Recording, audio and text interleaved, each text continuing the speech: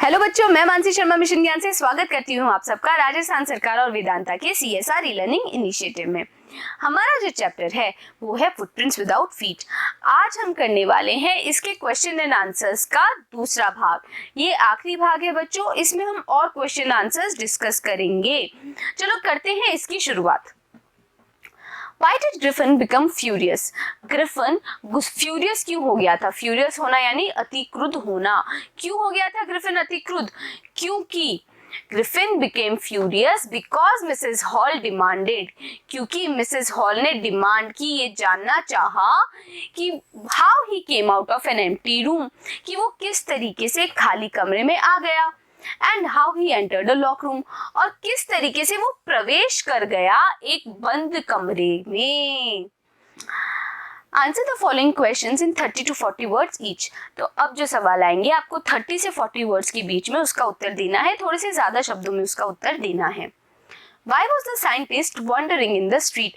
वो जो वैज्ञानिक था वो सड़कों पर क्यों वॉन्डर कर रहा था, क्यों इधर उधर घूम रहा था? इसलिए घूम रहा था कि उस साइंटिस्ट का जो मकान मालिक था वो उसको डिसलाइक करता था, नापसंद करता था, और वो मकान मालिक इस साइंटिस्ट को अपने घर से निकालना चाहता था, और बदला लेने के लिए इसने उस घर को आग लगा दी थी। अब आग तो लगा दी, लेकिन अब इसके पास में रहने की तो कोई जगह थी नहीं, इसीलिए वो सड़कों पर इधर उधर भटक रहा था, घूम रहा था। The scientist was wandering on the streets because scientist सड़कों पे इसलिए घूम रहा था क्योंकि the landlord disliked him, वो जो उसका मकान मालिक था वो उसको नापसंद करता था, and tried to eject him, और उसको निकालने की कोशिश कर रहा था। In revenge, बदला लेने के लिए The scientist set fire to his house, scientist ने, उस वैज्ञानिक ने उस घर को क्या किया, आग लगा दी, and wandered about the streets of London, और लंदन की सड़कों पर वंडर करने लगा, इधर उधर घूमने लगा। What did Griffin do in the theatrical company? Griffin ने उस नाटक कंपनी में यानी थिएट्रिकल कंपनी में क्या किया? वो गया था। क्यों गया था? क्योंकि वो कुछ कपड़े पहनना चाहता था और वो ये चाहता था कि कंधों के ऊपर का हिस्सा भी दिखाई दे। फिर उसने कुछ पट्टियां लगाई, चश्मे लगाए, नाक लगाई और मूछें लगा ली। तो जाने हम इस उत्तर को कैसे लिखेंगे?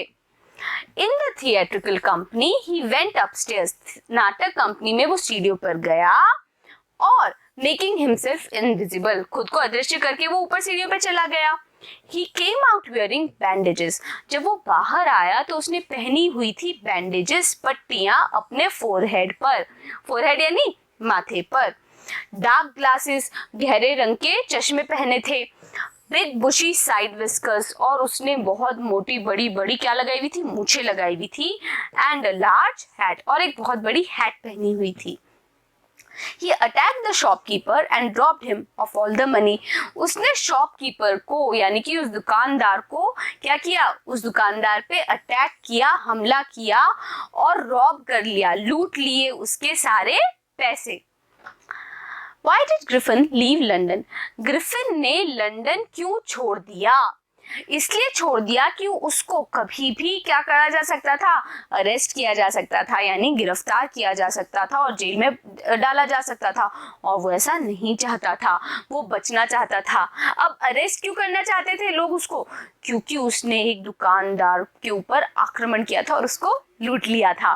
चलो जानते हैं इसका उत्तर कैसे लिखेंगे। ग्रिफिन लेफ्ट लंदन, ग्रिफिन ने लंदन छोड़ दिया बिकॉज, क्योंकि ही कुड बी अरेस्टेड, उसको गिरफ्तार किया जा सकता था और जेल में डाला जा सकता था।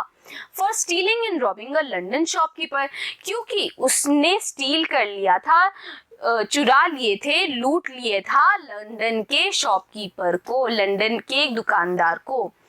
उसने क्या किया, He had made illegal entry in a big London store, और उसने इलीगल प्रवेश कर लिया था लंदन के बहुत बड़े स्टोर में। He had pleasure of clothing and feeding himself there, उसने क्या किया था, खुद को खुशी प्रदान की थी कपड़े पहनकर और खाना खिलाकर उस लंदन के बड़े से स्टोर में, और इसी कारण से उसको गिरफ्तार किया जा सकता था। Why were the clergyman and his wife surprised? क्लर्कीमैन और जो उसकी पत्नी थी वो इतने ज्यादा आश्चर्यचकित क्यों हो गए थे? इसलिए हो गए थे कि जब वो साइंटिस्ट के कमरे में गए तब क्या हुआ था? साइंटिस्ट के कमरे में क्या क्लर्कीमैन गया था? नहीं, क्लर्कीमैन तो गया था स्टडी के अंदर। तो जब वो स्टडी में गया तब क्या हुआ था बच्चों? याद आ गई होगी आपको बात। उन्होंने क्या देखा कि भाई डेस्क से तो पैसे गायब है, लेकिन वहां पे तो कोई है ही नहीं। चलो देखते हैं इसे कैसे लिखेंगे। The clergyman and his wife were surprised. Clergyman और उसकी पत्नी सरप्राइज हो गए थे, आश्चर्यचकित हो गए थे, क्योंकि there was not a sign of anybody. कोई भी निशान नहीं था उस कमरे में होने का, किसी का भी। And yet the study desk had been open. लेकिन फिर भी जो स्टडी डेस्क थी वो खुली हुई थी। And the house keeping money was missing. और जो गृह व्यवस्था के पैसे थे वो गुम थे, गायब थे। What happened when Mrs. Jeffers tried to get hold of the scientist? क्या हुआ जब मिस्टर जेफर्स ने पकड़ने की कोशिश की उस साइंटिस्ट को? क्या हुआ था? क्या हुआ था हम तो जानते हैं, कहानी के आखिरी भाग में हमने पढ़ा था। हमने ये जाना था कि उसने क्या किया, उस साइंटिस्ट ने वो अपने कपड़े उतारने लगा और थोड़ी देर में क्या पाया मिस्टर जेफर्स ने कि वो एक ऐसे व्यक्ति के साथ संघर्ष कर रहा है जो कि दिखाई ही नहीं दे रहा था। और अंत में उस साइंटिस्ट ने, उस वैज्ञानिक ने प्रहार करके मिस्टर जेफर्स को अनकॉन्शियस कर दिया था, बेहोश कर दिया था। When Mr. Jeffers tried to get hold of the scientist, जब मिस्टर जेफर्स ने उस साइंटिस्ट को, वैज्ञानिक को पकड़ने की कोशिश की, a shot flew in the air. एक शॉट था, एक शॉट लगा हवा में। And Mrs. Jeffers found himself struggling. और मिस्टर जेफर्स ने ये पाया कि वो संघर्ष कर रहे हैं with someone he could not see at all. एक ऐसे व्यक्ति के साथ में जिसको वो देख नहीं पा रहे। In the end, Mr. Jeffers was knocked unconscious. और आखिर में क्या हुआ था? मिस्टर जेफर्स को प्रहार करके बेहोश कर दिया गया था। Answer the following questions in 60 to 80 words each. तो अब सबसे ज्यादा शब्दों में इस सवाल के उत्तर देने हैं आपको। पहला सवाल, Griffin was rather a lawless person. Explain. और How can you say that Griffin was rather a lawless person? तो आपके सामने एक ही सवाल है बच्चों, लेकिन ये दो तरीके से पूछा जा सकता है। इसका उत्तर तो एक ही है, लेकिन ये दो तरीके से पूछा जा सकता है। एक तो वाक्य बताया है जो उस कहानी में था कि ग्रिफिन एक लॉलेस, कानून को ना मानने वाला व्यक्ति था।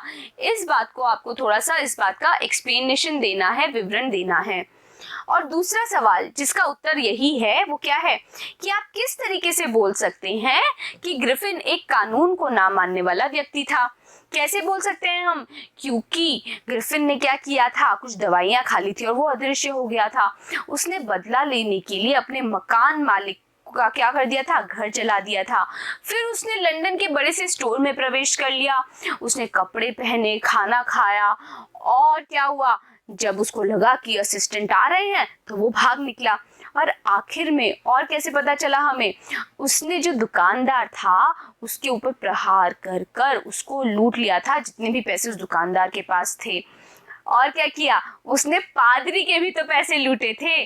तो इन सारी बातों के कारण हम बोल सकते हैं कि ग्रिफिन कानून को नहीं मानता था। चलो देखते हैं इस सवाल को हमें किस तरीके से लिखना होगा। Griffin was a lawless man, ये तो हमें पता है कि ग्रिफिन क्या था, एक कानून को ना मानने वाला व्यक्ति था। इन रिवेंज, बदला लेने के लिए, he set fire to his landlord's house and run away. उसने अपने मकान मालिक के घर को आग लगा दी और भाग गया। He went into London store, वो लंदन के स्टोर में गया।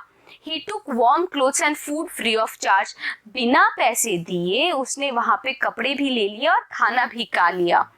In a theatrical company, he took dresses. जब वो नाटक कंपनी में गया तो उसने वहां से कपड़े ले लिए। He attacked the shopkeeper and took away all his money. उसने दुकानदार के ऊपर हमला कर दिया और उससे सारे पैसे ले लिए। He stole money from the clergyman's house in Iping village. और उसने क्लर्गीमैन के भी पैसे ले लिए उस आइपिंग गांव में। He beat the people and the constable. उसने लोगों को भी मारा और उस कांस्टेबल को भी मारा।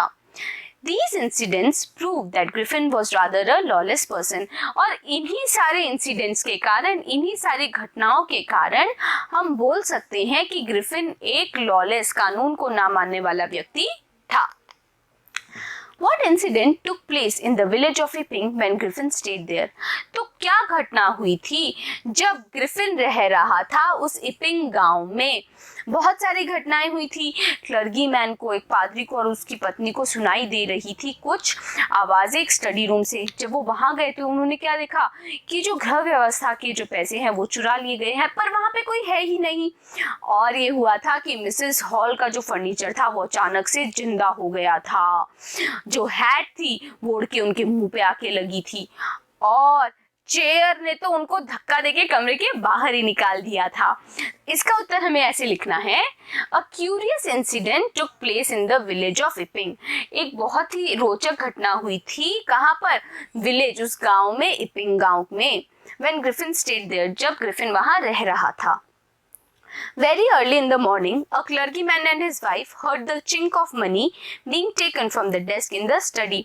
बहुत सुबह सवेरे, एकदम सुबह सवेरे क्लर्गीमैन, पादरी को और उसकी पत्नी को सुनाई दी चिंक ऑफ मनी, पैसे की खनक जो कि ली जा रही थी स्टडी में रखी हुई डेस्क से. But there wasn't a sign of anybody. लेकिन वहां पे किसी का भी कोई नामो निशान नहीं था. The housekeeping money from the desk was missing. जो गृह व्यवस्था के पैसे थे डेस्क के अंदर वो गायब थे. When Mrs. Hall surveyed the scientist's room, the furniture of the room started hitting her. जब Mrs. Hall सर्वे कर रही थी, जांच पड़ताल कर रही थी उस वैज्ञानिक के कमरे की, तब जो फर्नीचर था वो क्या करने लगा? वो उनको हिट करने लगा, मारने लगा. The constable had to fight with unseen scientist. और जो कांस्टेबल था उसको लड़ना पड़ा एक अदृश्य व्यक्ति से. Describe the end of the story. अब आपको ये बताना है कि कहानी के अंत को आपको थोड़ा सा उसका विवरण देना है. अंत में ये हुआ था कि जब कांस्टेबल आए, मिस्टर जेफर्स आए, तब उन्होंने क्या देखा? उन्होंने एक बिना सर का व्यक्ति देखा. लेकिन जैसा कि उनको हुक्म दिया था वो उसको अरेस्ट करने की कोशिश करने लगे. लेकिन क्या होने लगा? वो जो वैज्ञानिक था वो और भी ज्यादा अदृश्य होने लगा, क्योंकि वो अपने एक एक कपड़े उतार रहा था. और अंत में वो पूरी तरह अदृश्य हो गया जब उसने अपनी शर्ट भी उतार दी.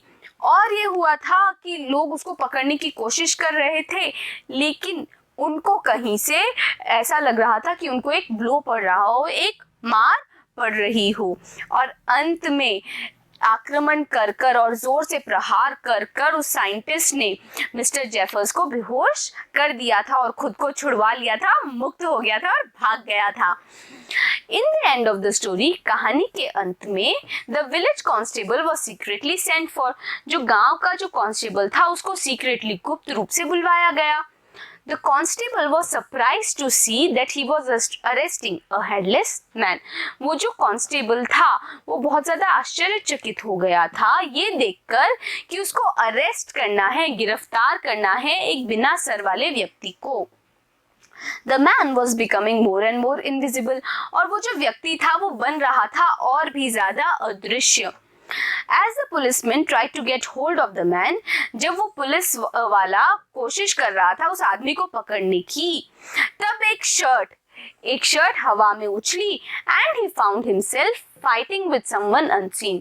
और उसने ये पाया कि वो एक ऐसे व्यक्ति से लड़ रहा है जो कि दिखाई नहीं दे रहा. Finally the constable was knocked unconscious. और आखिरकार वो जो कांस्टेबल था वो बेहोश हो गया था. People tried to hold him. लोग उसको पकड़ने की कोशिश करने लगे. The man freed himself. और उस व्यक्ति ने खुद को मुक्त करा लिया. No one knew how to arrest him. किसी को नहीं पता था कि उसको किस प्रकार से गिरफ्तार करना है.